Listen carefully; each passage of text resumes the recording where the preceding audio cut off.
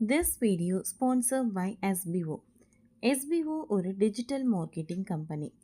அவங்க கொடுக்குற ப்ராடக்டை நீங்கள் சோஷியல் மீடியாவில் ப்ரமோட் பண்ணுறது மூலயமா மந்த்லி 15,000 ஏர்ன் பண்ணலாம்.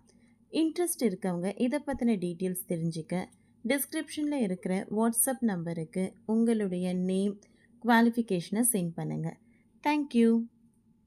ஸ்கிப் பண்ணாதீங்க, பெரிய தப்பு. தினம் 300 ரூபாய் சம்பாதிக்க அரிய வாய்ப்பு. இன்ஸ்டாகிராம், ஃபேஸ்புக் பயன்படுத்த தெரிந்தால் போதும். Content post and content publishing மூலமா தினம் 300 ரூபாய் சம்பாதிக்கலாம். இந்த வேலை செய்ய 5 நிமிடம் போதும். Work training support, group communication support, all language customer live chat support, முக்கியமா சொந்தமா ஒரு பிசினஸ் ஸ்டார்ட் பண்ற அளவுக்கு உங்களால கற்றுக்கொள்ளவும் முடியும், சம்பாதிக்கவும் முடியும். இந்த வேலை வாய்ப்பு வழங்குவது 5 வருடத்திற்கு மேல ரன் ஆகிட்டு இருக்க நம்ம தமிழ்நாட்டு company school of business organisation private limited. மேலும் விவரங்களுக்கு டிஸ்கிரிப்ஷன்ல கொடுத்திருக்க நம்பருக்கு வாட்ஸ்அப் பண்ணுங்க. ஊதுபத்தி ஏற்றும் போது சுற்றுலா பயணியின் சிறு தவறு.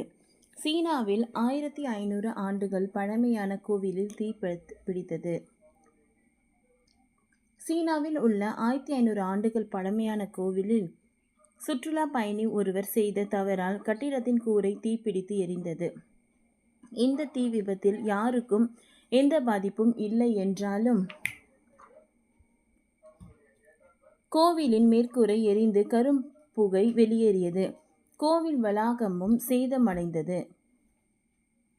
சீனாவின் ஜியாங்சு மாகாணத்தில் உள்ள ஜியாங்ஜியாங் பகுதியில் உள்ள பெங்ஹாங்வாங் மலையில் கோவில் ஒன்று உள்ளது. இந்த கோவில் கிறிஸ்து பிறப்புக்கு பின்னர் 536ஆம் ஆண்டு கட்டப்பட்டது. இந்த கோவிலில் துணை கட்டிடமும் அதன் அருகே அமைந்துள்ளது. அந்த கட்டிடத்திற்கு வரும் சுற்றுலா பயணிகள் வந்து வழிபாட்டு செல்வதுண்டு. சுமார் 1500 ஆண்டுகள் பழமையான இந்த கோவிலில் சுற்றுலா பயணி ஒருவர் மெழுகுவத்தி ஏற்றி வைத்துள்ளார்.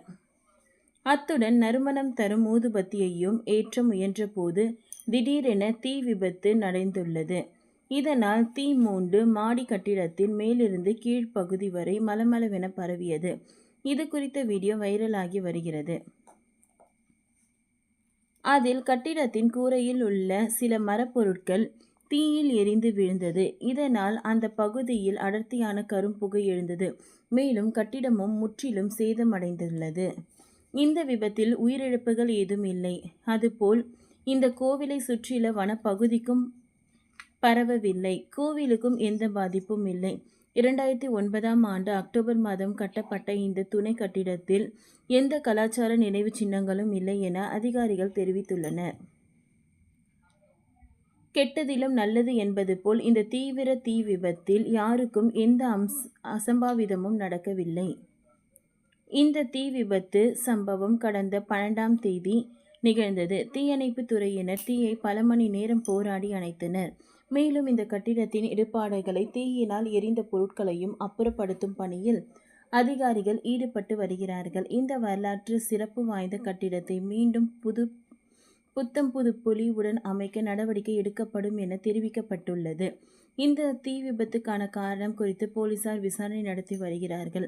மேலும் அந்த சுற்றுலா பயணியிடமும் விசாரணை நடத்தப்படுகிறது.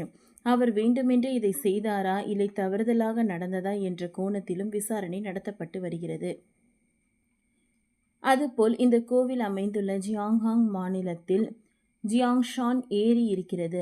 அங்கு 1000 கணக்கான அழகான மரங்கள் மார்ச் முதல் ஏப்ரல் வரை செழிப்பாக இருக்கும். அத்துடன் ஸ்வான்ஷான் தீவில் விலங்குகளையும் இயற்கை அழகையும் ரசிக்கலாம். ஓகே ஃப்ரெண்ட்ஸ், இந்த வீடியோ உங்களுக்கு பிடிச்சிருந்ததுன்னா லைக் பண்ணுங்கள், ஷேர் பண்ணுங்கள், சப்ஸ்கிரைப் பண்ணுங்கள். தேங்க்யூ.